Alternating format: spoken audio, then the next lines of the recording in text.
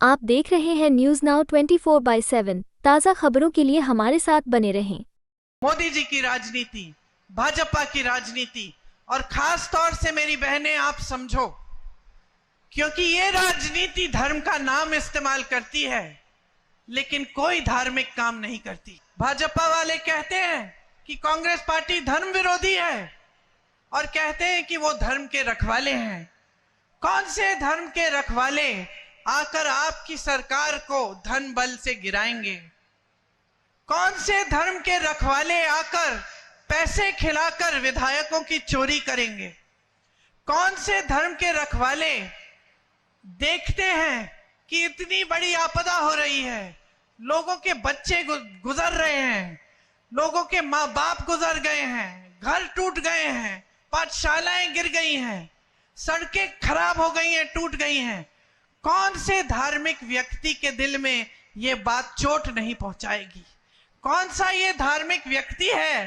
कौन है ये प्रधानमंत्री हमारे जिन्होंने ये पूरी आपदा को नकार दिया, अपना मुंह फेर दिया, आपके लिए एक भी पैसा नहीं भेजा जो उनका कर्तव्य था आपके प्रति। लोकसभा चुनाव में अब आखिरी चरण के लिए वार पलटवार का दौर और भी आक्रामक हो चुका है।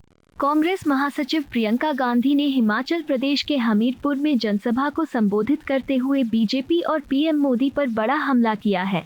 उन्होंने कहा कि चुनावी रैलियों में आज जिस तरह से मंगलसूत्र छीने जाने और भैंस चुराए जाने की बात कही जा रही है, उसे सुनकर हर कोई हंस रहा है कि ये कैसा भाषण है। आखिर इसका क्या मतलब है? प्रियंका गांधी ने कहा कि सालों तक देश में हमारी पार्टी की सरकार रही, लेकिन कभी किसी का मंगलसूत्र नहीं छीना गया, न ही किसी की संपत्ति हड़पी गई। उन्होंने कहा कि इंदिरा गांधी जी ने तो अपने गहने देश को दिए, सोनिया जी ने अपना मंगलसूत्र देश के नाम कुर्बान कर दिया। प्रियंका गांधी ने इस दौरान गरीबों के 5 किलो अनाज योजना पर भी कटाक्ष किया। उन्होंने कहा कि हमारी सरकार ने देश में खाद्य सुरक्षा कानून लागू किया था, जिसके चलते आज गरीबों को 5 किलो राशन देना सरकार की मजबूरी है। इसी के साथ उन्होंने छोटे कारोबारियों, उद्योगपतियों की हालत को लेकर भी केंद्र सरकार की नीतियों पर हमला किया। उन्होंने कहा कि जिस तरह हम ग्रामीण मनरेगा लेकर आए, उसी तरह शहरी मनरेगा भी लाएंगे। प्रियंका गांधी ने कहा कि छोटे रोजगार और व्यापार को मजबूत बनाना है, उन नीतियों को ठीक किया जाएगा जिसके चलते छोटे कारोबारियों के सामने नई मुश्किलें पैदा हो रही हैं। तो देश भर में आज अगर जनता को जागरूक बनना है तो एक बात समझनी है कि एक राजनीति जो हमारे देश में स्थापित की थी महात्मा गांधी ने, वो जो राजनीति थी जो दशकों के लिए हमारे देश में चली, उसकी एक अलग विचारधारा थी। वो राजनीति थी जिसमें जनता सर्वोपरि होती है। आपकी जरूरत क्या है, आपकी समस्याएं क्या हैं, बड़े बड़े प्रधानमंत्री आपके बीच आकर आपको पूछते थे। आप डांटें, आप नाराज हों, आप आंदोलन करें, आप अपनी नाराजगी को व्यक्त भी करें, तो कोई बात नहीं था। ये लोकतंत्र था, ये लोकतंत्र था और लोकतंत्र में जनता ही सर्वोपरि होती थी। यही हमारी विचारधारा रही। 55 सालों के लिए कांग्रेस की सरकारें चली हमारे देश में। फिर एक नई राजनीति उभरती है, मोदी जी की राजनीति, भाजपा की राजनीति। और खास तौर से मेरी बहनें आप समझो, क्योंकि ये राजनीति धर्म का नाम इस्तेमाल करती है लेकिन कोई धार्मिक काम नहीं करती। क्योंकि हमारे हिंदू धर्म ने हमें यही सिखाया कि सत्य के पथ पर चलना है, सच्चाई के पथ पर चलना है। हमारे हिंदू धर्म ने हमें यही सिखाया कि जनता के प्रति श्रद्धा होनी चाहिए। सभी गुरुओं ने, सभी महात्माओं ने, सभी संतों ने यही कहा, अपना जीवन ईमानदारी से जियो। और यही बात हमारी राजनीति में महात्मा गांधी जी लाए, जो देश के लिए शहीद हुए और शहीद होते होते उनके मुंह से हे राम के शब्द निकले। यही हमारे धर्म ने सिखाया और उसी धर्म की जो सीख थी उसके आधार पर हमारी राजनीति चली दशकों से। लेकिन आज भाजपा वाले कहते हैं कि कांग्रेस पार्टी धर्म विरोधी है और कहते हैं कि वो धर्म के रखवाले हैं। कौन से धर्म के रखवाले आकर आपकी सरकार को धन बल से गिराएंगे? कौन से धर्म के रखवाले आकर पैसे खिलाकर विधायकों की चोरी करेंगे? कौन से धर्म के रखवाले देखते हैं कि इतनी बड़ी आपदा हो रही है, लोगों के बच्चे गुजर रहे हैं, लोगों के माँ बाप गुजर गए हैं, घर टूट गए हैं, पाठशालाएं गिर गई हैं, सड़कें खराब हो गई हैं, टूट गई हैं। कौन से धार्मिक व्यक्ति के दिल में ये बात चोट नहीं पहुंचाएगी? कौन सा ये धार्मिक व्यक्ति है? कौन है ये प्रधानमंत्री हमारे जिन्होंने ये पूरी आपदा को नकार दिया, अपना मुंह फेर दिया, आपके लिए एक भी पैसा नहीं भेजा, जो उनका कर्तव्य था आपके प्रति कि ये राष्ट्र आपदा घोषित करें और आपके लिए राशि भेजें आपके राहत के लिए। तो कैसे धार्मिक व्यक्ति हैं, कैसी धार्मिक राजनीति है जो धर्म का नाम इस्तेमाल करती है आपसे वोट लेने के लिए? जब चुनाव का समय आता है आ जाते हैं कि धार्मिक है, धर्म के नाम पर वोट दीजिए और सारी धर्म की बातें आपको सुनाएंगे, लेकिन बाकी समय धन बल के आधार पर सरकारों को गिराना, विधायकों को खरीदना, जब आपको राहत पहुंचानी है तो राहत नहीं पहुंचाना। जब हमारी सरकार कहती है हम ओपीएस लागू कर रहे हैं तो जो एनपीएस की राशि है वो बंद कर देते हैं ताकि हम पूरी तरह से ओपीएस लागू करने में सफल ना हो। जब हम कहते हैं हम 1500 रुपए देना चाहते हैं और देना शुरू करते हैं महिलाओं को तो रुकवा लेते हैं। ये कौन सा धर्म है? ये किस धर्म ने सिखा दिया उनको? उनका धर्म सिर्फ एक है, सत्ता और संपत्ति। 55 सालों से कांग्रेस की सरकार रही इस देश में भाइयों और बहनों। 55 सालों में कांग्रेस पार्टी इस दुनिया की सबसे अमीर पार्टी नहीं बनी। 55 सालों में न बन पाई, न किसी ने प्रयास किया बनाने के लिए। भाजपा कितने सालों से है सरकार में बताइए? 10 सालों से। मात्र 10 सालों में भाजपा दुनिया की सबसे अमीर पार्टी बन चुकी है। ये मैं नहीं कह रही हूं, ये इन्हीं के आंकड़े कहते हैं। 60,000 करोड़ रुपए खर्चते हैं ये इन्हीं की अपनी पार्टी पे। 6 उपचुनाव करा रहे हैं, सैकड़ों करोड़ खर्चेंगे, लेकिन आपदा के समय आपके लिए एक पैसा नहीं देंगे। 16 लाख करोड़ रुपए अपने बड़े बड़े खरबपति मित्रों को कर्ज माफ कर देंगे। देश के बंदरगाह, देश के हवाई अड्डे, देश का कोयला, देश की बिजली, देश के सारे कोल्ड स्टोरेज सब अपने बड़े बड़े खरबपति मित्रों को दे देंगे। ये है उनके पास संपत्ति देने के लिए। लेकिन जब देश का किसान रो रहा था, आंदोलन कर रहा था, बैठा था दिल्ली के बाहर, लाखों किसान बैठे, 600 किसान शहीद हुए। जब देश का किसान आत्महत्या करता है क्योंकि 1 लाख रुपए 2 लाख रुपए का कर्ज भर नहीं पा रहा है, तब ये कहते हैं कि हमारे पास इनके कर्ज माफ करने के लिए पैसे नहीं है। ये है इनकी नियत, और इस नियत को समझना बहुत जरूरी है क्योंकि 10 सालों से इन्होंने गुमराह करके रखा है पूरी देश की जनता को। उन्होंने टीवी के समर्थन के साथ, और जितने भी चैनल हैं जो आज बड़े बड़े खरबपतियों के हैं, वो सब वही दिखाते हैं जो मोदी जी चाहते हैं। और इनके समर्थन के साथ इन्होंने सिर्फ आपको झूठ दिखाए हैं कि कितनी अर्थव्यवस्था आगे बढ़ रही है, देश में मोदी जी ने कितनी तरक्की कर दी और किस तरह से जनता खुशहाल है। लेकिन आपका जीवन क्या है? अगर यहां हिमाचल की सरकार आपको राहत नहीं पहुंचाती, ये पहला प्रदेश है जहां दूध पे भी आपको न्यूनतम समर्थन मूल्य मिलता है, अगर यहां आपको राहत नहीं पहुंचाती हमारी प्रदेश की सरकार, तो पूरे देश भर में जिस तरह से किसान गरीब पिस रहे हैं उस तरह से आपकी भी हालत होती।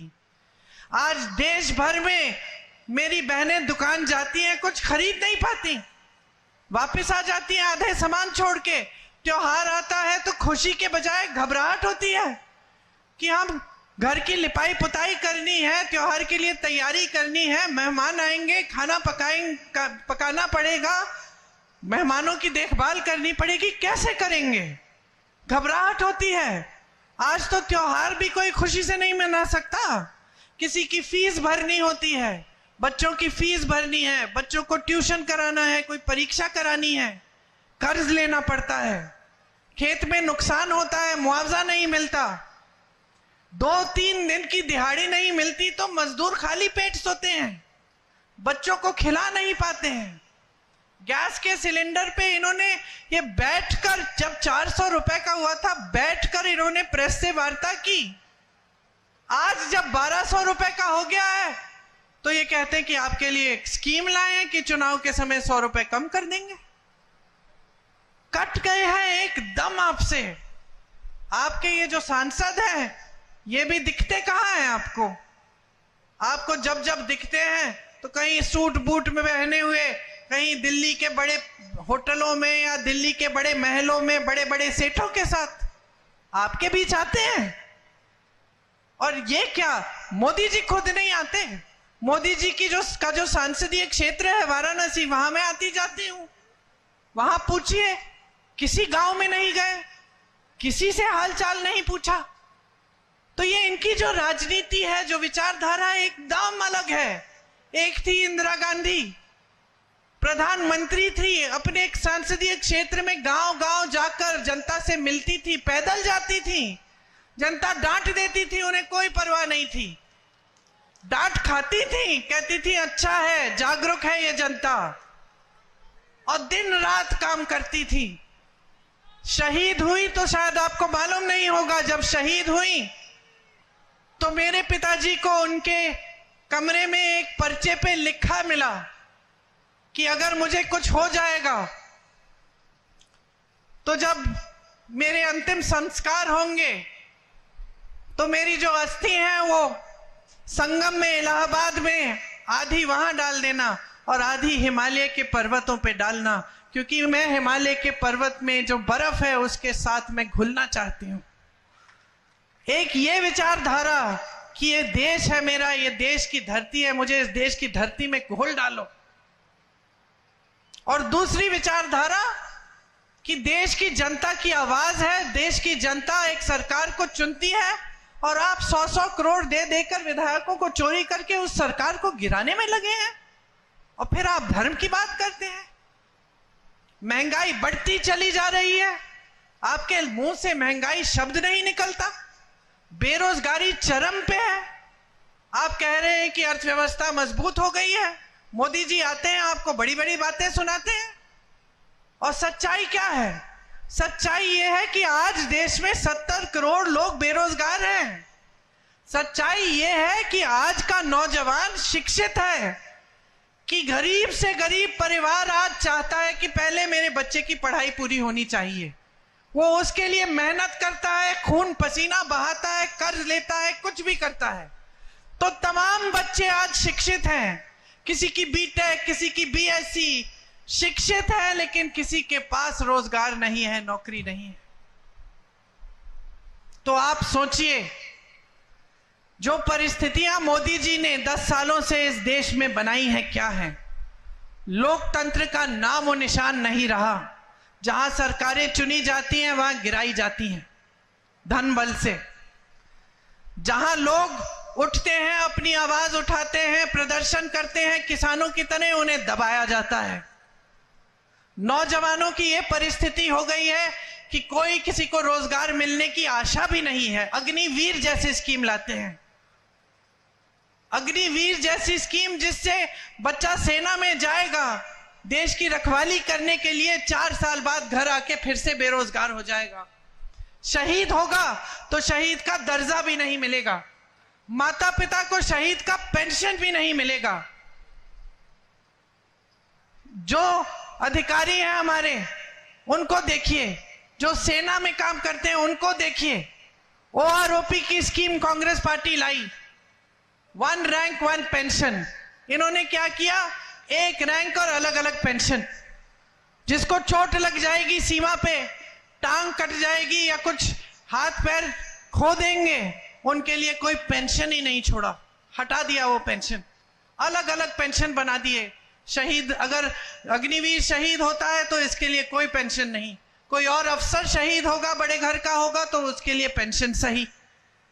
तो हर स्तर पर, हर जगह इन्होंने जनता के साथ विश्वासघात ही किया है।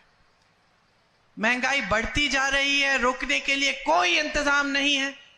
हम जहां जहां हमारे प्रदेश हैं, यहाँ पे आपके लिए 1500 रुपए महिलाओं के खातों में ये शुरू कर रहे हैं हम काम। अलग अलग प्रदेशों में हम 2-2 हजार रुपए डलवा रहे हैं, कर्नाटका में, तेलंगाना में भी डलवा रहे हैं। तो जहां जहां हम राहत पहुंचा सकते हैं, कांग्रेस की सरकारें, कांग्रेस के नेता राहत पहुंचाने का काम कर रहे हैं।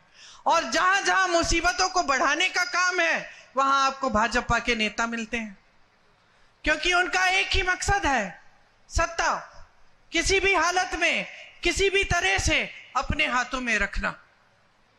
अब चुनाव में आपके सामने आते हैं तो फिर से वही बहकी बहकी बातें, आपके ध्यान को भटकाने वाली बातें शुरू हो गई।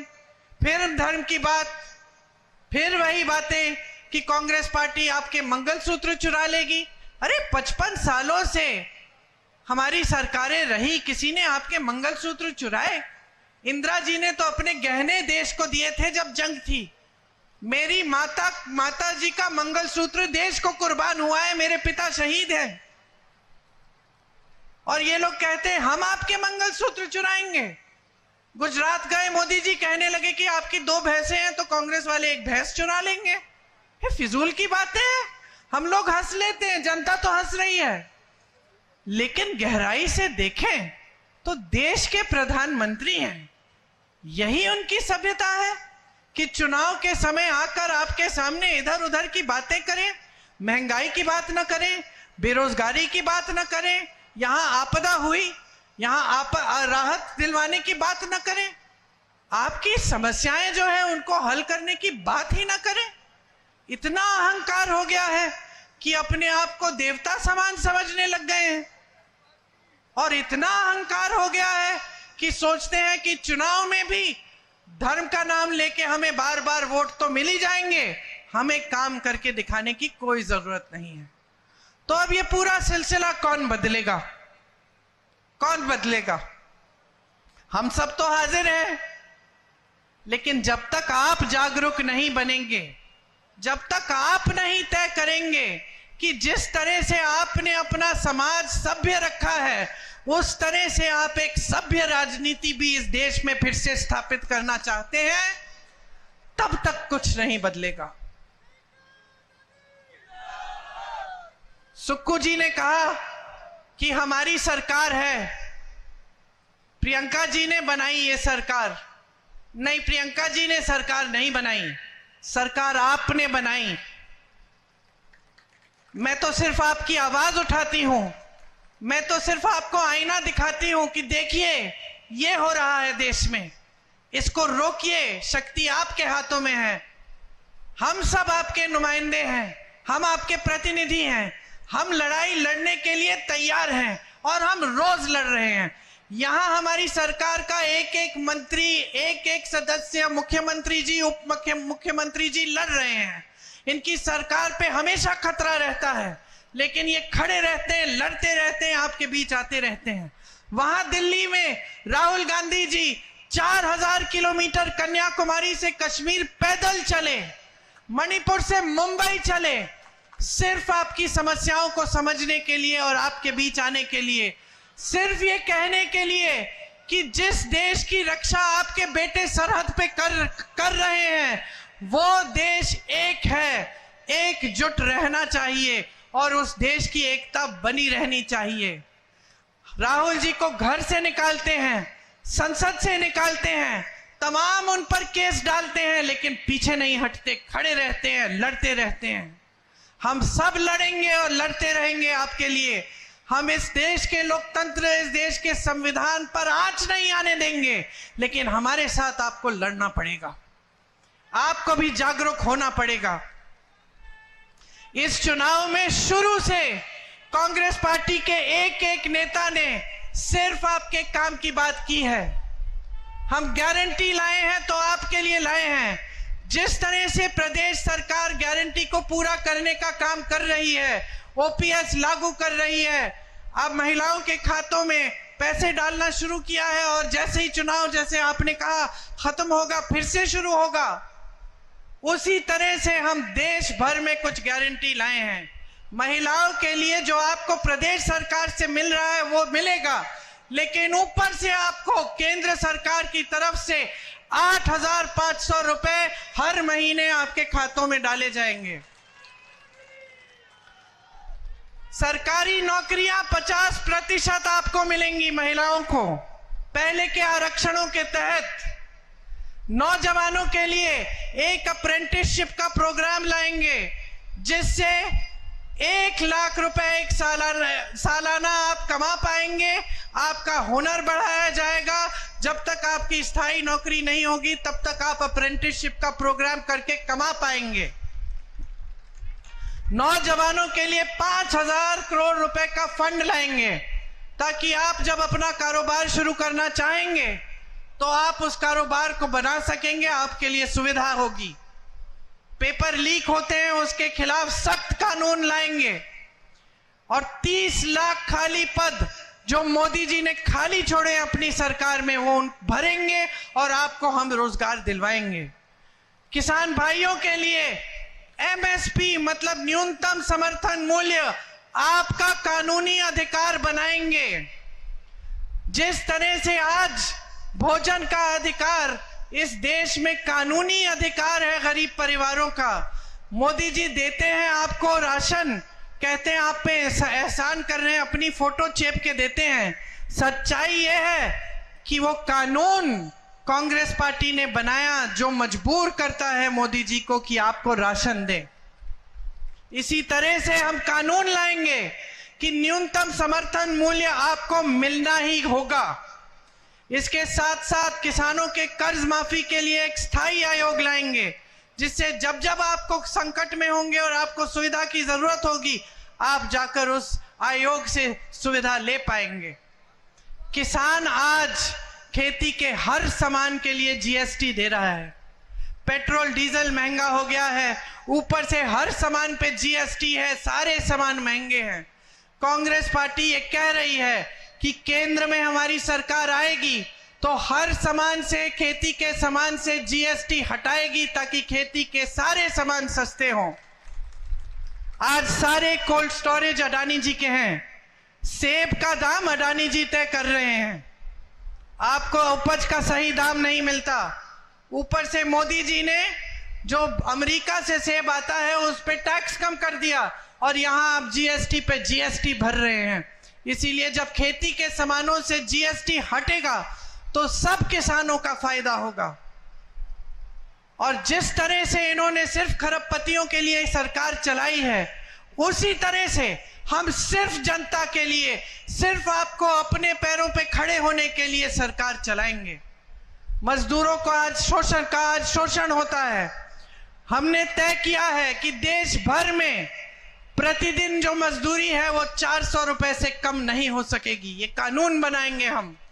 और जिस तरह से हम गांव में मनरेगा लाए उसी तरह से हम शहरी मनरेगा लाएंगे ताकि शहरों में भी 100 दिन की मजदूरी, 100 दिन की जो रोजगार है वो आपके लिए पक्का आपका अधिकार बनेगा। ये जो छोटी छोटी दुकानें हैं, छोटे बिजनेस हैं, इन्होंने बहुत नुकसान झेला है मोदी जी की नीतियों की वजह से। हम चाहते हैं कि जो छोटे कारोबार हैं, छोटे दुकानदार हैं, छोटे बिजनेस हैं वो मजबूत बने, क्योंकि हम जानते हैं कि आप रोजगार दिलवाते हैं और आपकी मजबूती ही देश की रीढ़ की हड्डी बन जाती है, अर्थव्यवस्था की रीढ़ की हड्डी। हम आपको मजबूत बनाने का काम करेंगे। नोटबंदी और जीएसटी जैसी जो फिजूल की नीतियां हैं जिन्होंने आपकी कमर तोड़ी है, उन सबको हम आपके लिए दुरुस्त करेंगे ताकि आपके कारोबार फिर से अच्छी तरह चल पाएं। ये सब काम हम आपके लिए करना चाहते हैं, लेकिन एक काम आपको हमारे लिए भी करना पड़ेगा। आपको जागरूक बन के अपना वोट डालना पड़ेगा। आपको यह वीडियो पसंद आया हो तो इसे लाइक करें, हमारे चैनल को सब्सक्राइब करें।